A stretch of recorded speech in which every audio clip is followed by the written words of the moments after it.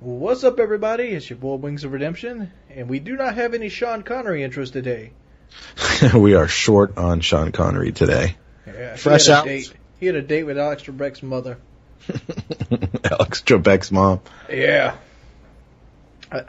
People say Sean Connery was the best James Bond. I disagree. Maybe it's because of the time where I grew up. Me, Pierce Brosnan was the best James Bond. You like him?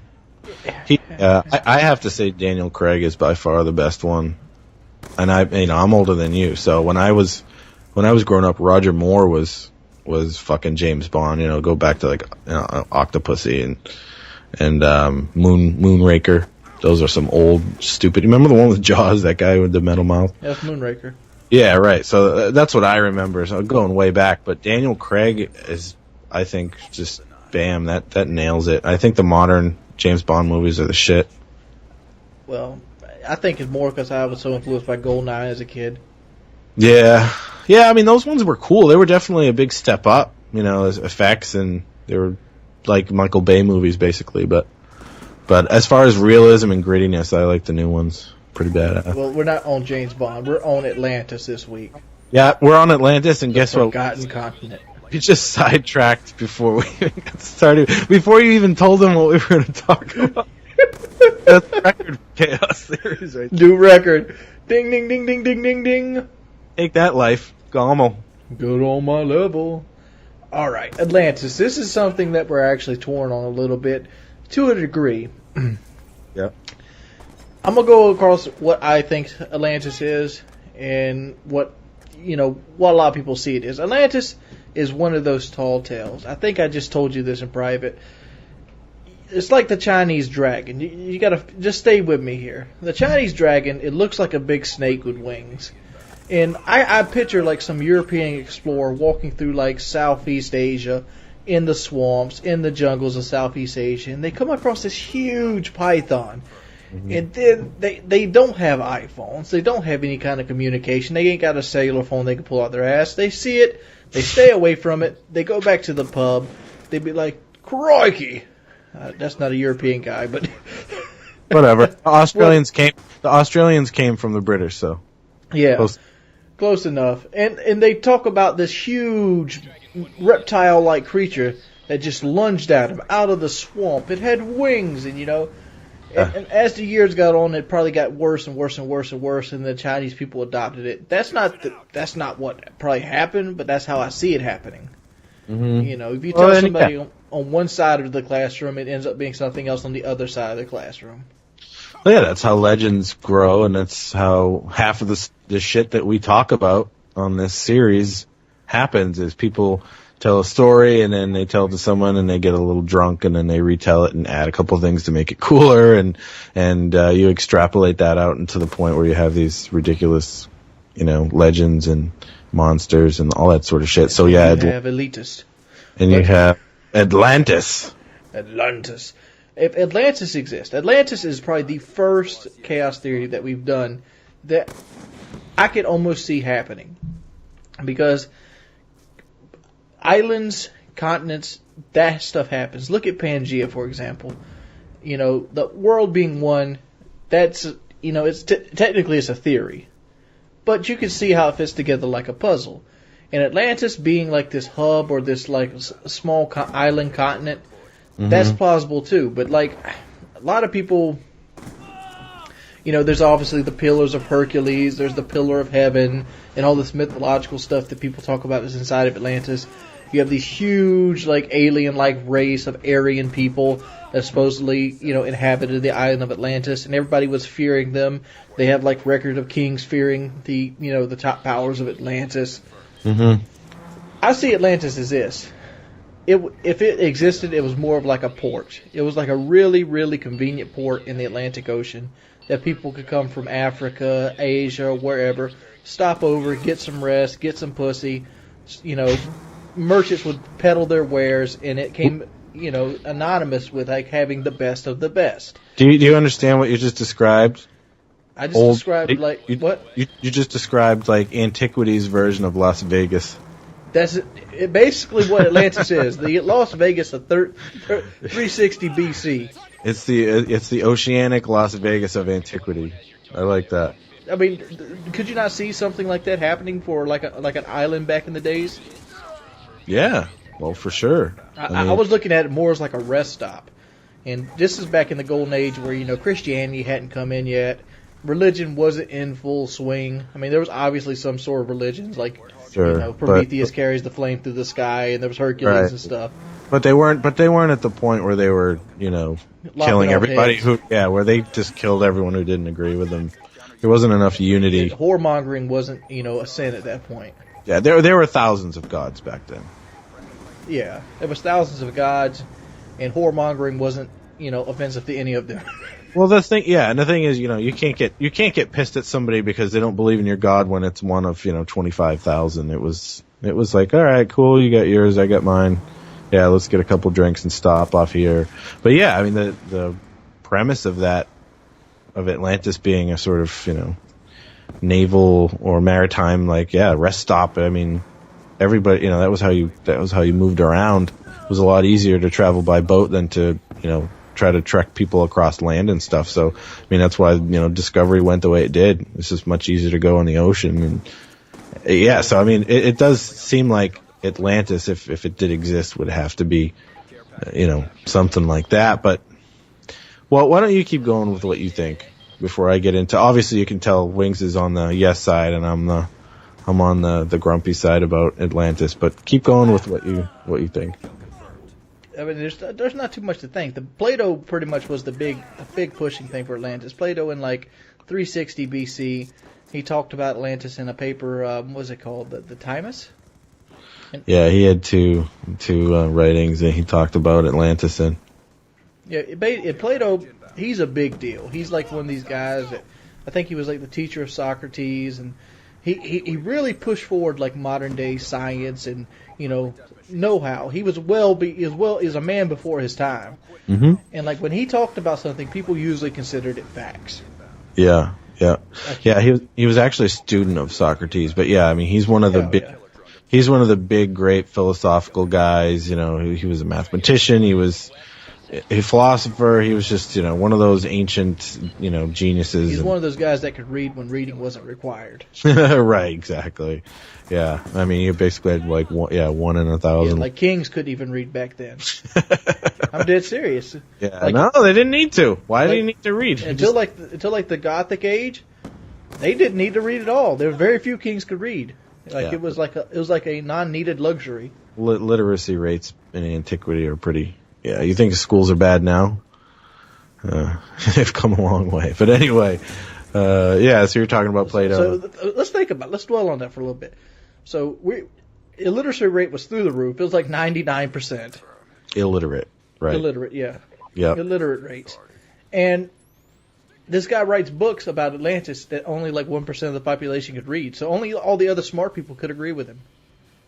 Yeah, right. I mean, basically, yeah, anyone who was above the, you also have to look at it on a caste level, right? Because back then, that's the way things worked. You had, social classes were, what really defined your life. I mean, it's sort of like that now. You have your financial position dictates who to some level, who you're going to be. Back then, I mean, if you were part of an aristocracy, you were part of a family with money and influence, then you were going to learn to read and you were going to, learn everything. But if you were born into any, most of the families which were poor and farmers or servants or slaves or whatever, yeah, you're not going to learn to read. So yeah, the people who were reading about Atlantis back then were other educated people for sure. And like I said, I'm kind of swinging both sides of this. The reason I brung this up is because it just popped in my head. Mm-hmm. How's to say that one of these papers just wasn't like a swing of fiction for a guy that was bored? Okay. Thank you for the segue. So, right. I mean, there's a lot of evidence to believe or speculation to believe that Plato was making he was using Atlantis as sort of a vehicle to tell a moral and social story, and that doesn't the gods sink it? Well, yeah, dude. I mean, and one night, it just has that sort of ancient god ring. I mean, it was very involved with with the Greek gods and all that sort of stuff. So I mean, like the legends behind Atlantis, and include Poseidon. Basically, that was his continent. Okay, and it sort of stems out from there. So you get into the whole Greek mythology and all that sort of stuff. But Atlantis is one of those things where, like you said in the beginning, I mean, it was more than likely just a big island that could have been an earthquake under it would explain it disappearing, but it would have had to been much, much smaller than it's been portrayed, and it's been exaggerated over time. And I'm sure, even back then it was big, though. Like the biggest problem with Atlantis is the landmass. Like all the descriptions you're talking about with Plato and the ancient descriptions of Atlantis, the thing was a fucking continent. It was huge. So Pangea, which, there's science behind that. You should probably explain what Pangea is. Pangea was basically a supercontinent. So before continental drift started, where the tectonic plates started to move and land masses started to move away from each other, Pangea was basically just all the continents we have now stuck together. And as they broke apart, they drifted away. And if you look at a world map, you can sort of see how Africa fits in between South America and North America. And, it all fits together like a puzzle. So there's not room for a giant continent-sized island for Atlantis, and for it to have disappeared and not be really evident. I mean, they said it had mountains and stuff. Okay, they had a gold pyramid on it called the Pillar of Heaven. Yeah, I mean, I'm sure they had, I don't know where they got all this damn gold, but yeah. Well, apparently they mined it. I don't know. I mean, that's the thing. Like, you have to think of Atlantis. Like, when I think of it in my head, I think of it as a pretty small place, but the way they described it was huge. It had mountain ranges and shit like that. So, continental drift, we'd be able to see it. Now, if there was something that would have lowered it, how do you lower a continent and not lower all the other continents? You know what I mean? Like, that doesn't make sense. Now, that's not to say there aren't mountains under the ocean. There are, but how would you sink an entire continent and not affect any of the other ones around you? You can't sink a continent because it would create... It would actually increase the water level. Right, it would displace water. It's just... And you that big of a geological event...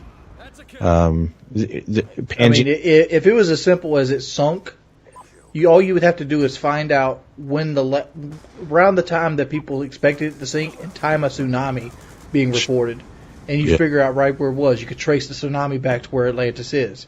Right. Yeah. So the sinking idea is no good. No. I mean, what could have happened?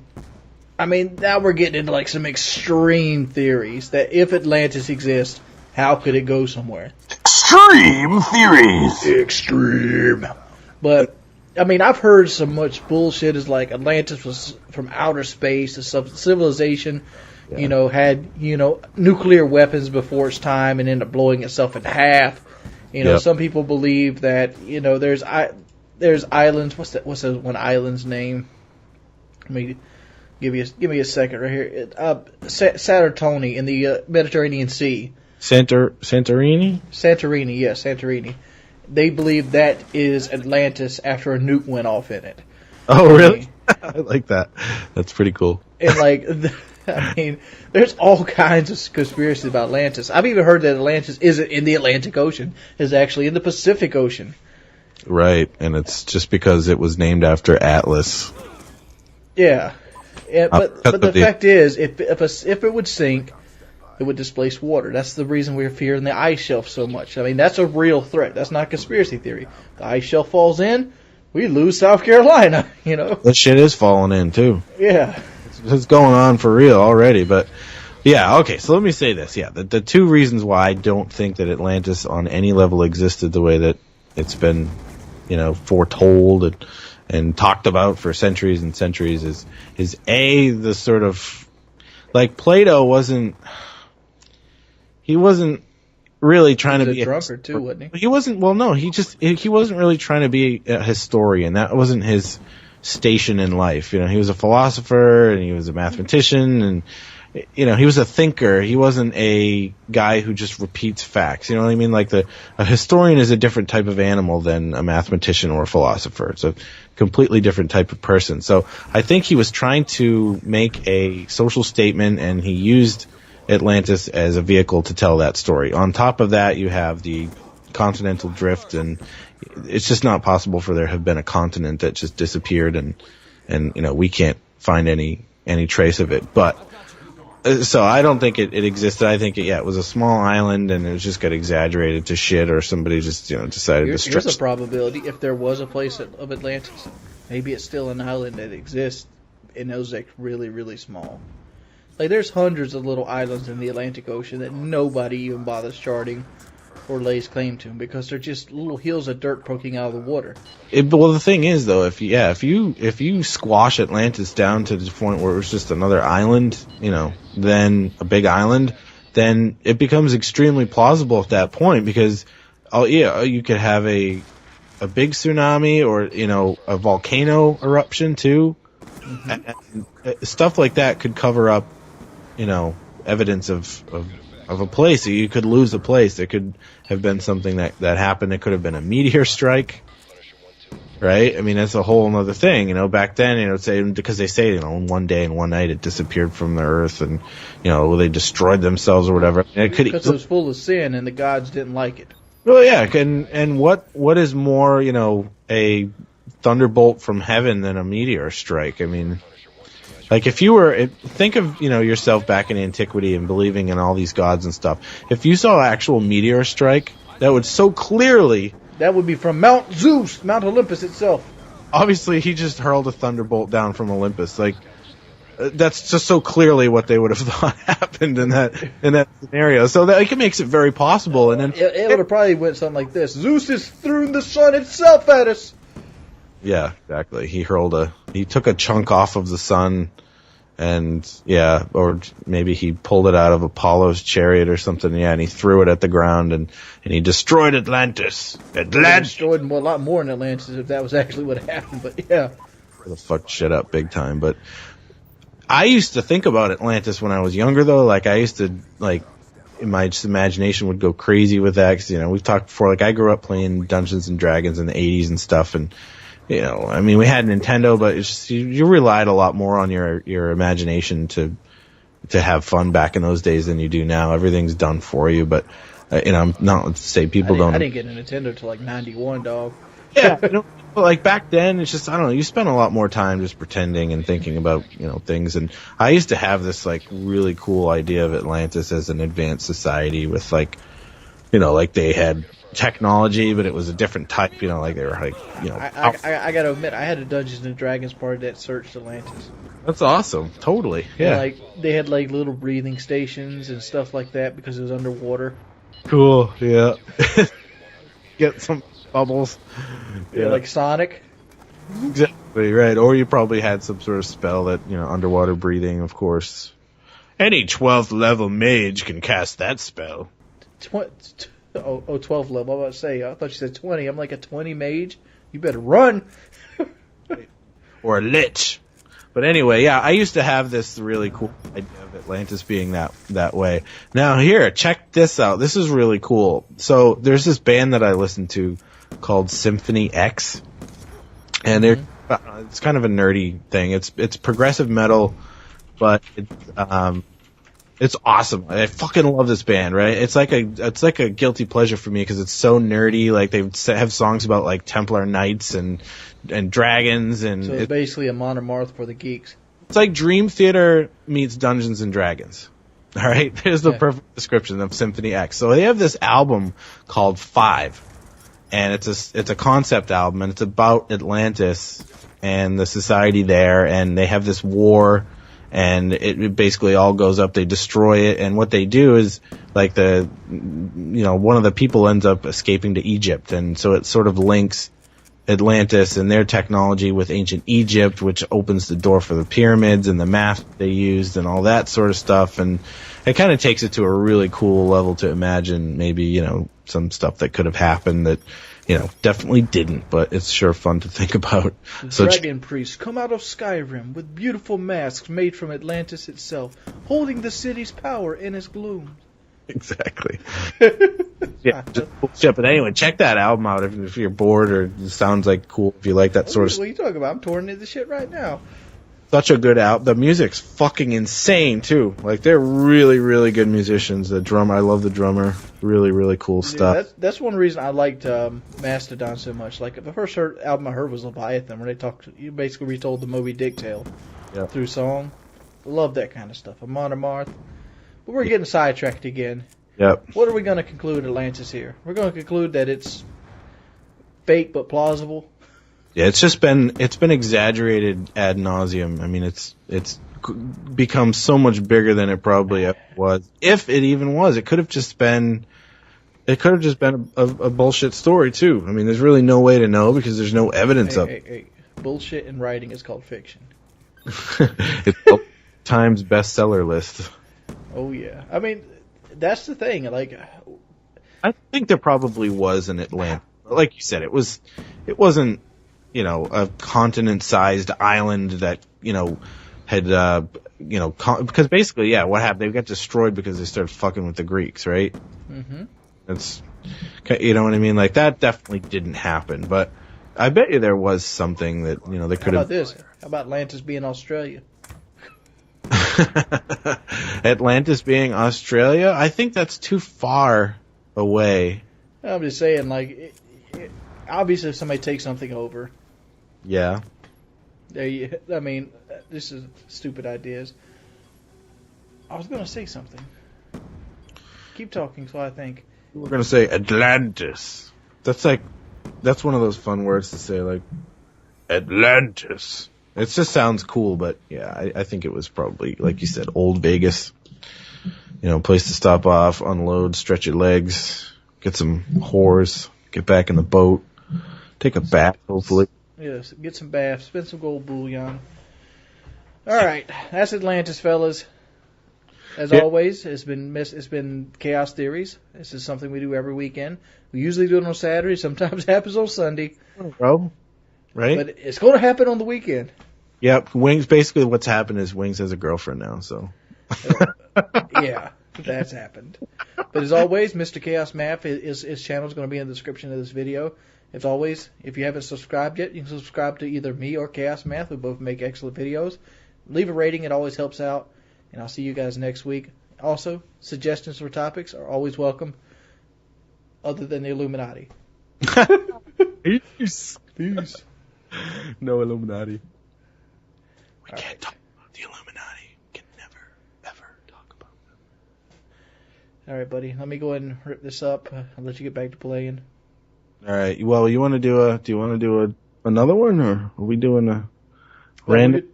No, since we're doing this on Sunday, I'll just do this, not throw like a gameplay or something afterwards.